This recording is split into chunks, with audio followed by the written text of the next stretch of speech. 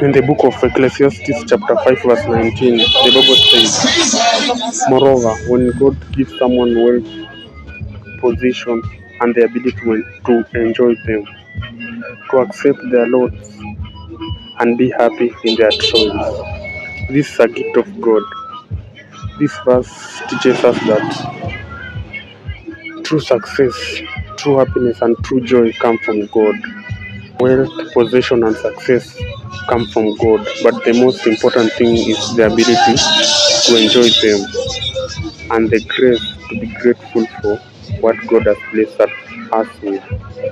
So, as much as we pray for success, wealth, and position, let us also remember to pray for the grace to be happy with what God has given us. Many people have riches and position, but no happiness. True success and happiness, the ability to enjoy them. So be blessed. Always pray for success, happiness, and the ability to enjoy them. And pray for God to give you the grace to be grateful with what you have. Be blessed.